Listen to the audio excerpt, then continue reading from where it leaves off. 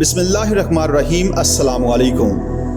अज़मत मुस्तफ़ा सल्लल्लाहु अलैहि वसल्लम बहैसियत दाई इनकिलाब। इसी तरह एक दाई की हैसियत से आपका क्या मुकाम है, एक मरबी की हैसियत से आपका क्या मुकाम है, एक मुअल्लिम की हैसियत से आपका क्या मुकाम है।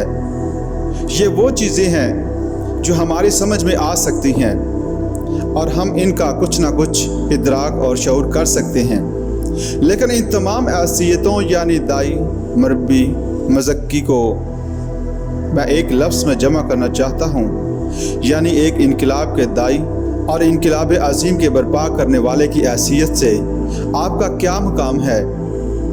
गोया कि हम जिन पहलुओं से हजूर सल्लल्लाहु अलैहि वसल्लम की अज़मत को समझ सकते हैं, इनमें सबसे नुमाया पहलू ये है कि आपने जो तब्दीली बर्पा की या असलहन जो अज़ीम इनकिलाब बर्पा किया, इस इनकिलाब का मुतालिया किया जाए, इसका हासिल और इसके नताइज मुरतब किए जाएँ, इसके लिए जो जदोजहद हुई इसके बारे में गौर किया जाए, तो वाक़अतन हजूर सल्लल्लाहु अलैहि वसल्लम की असल अज़मत नुमाया होकर सामने आती है।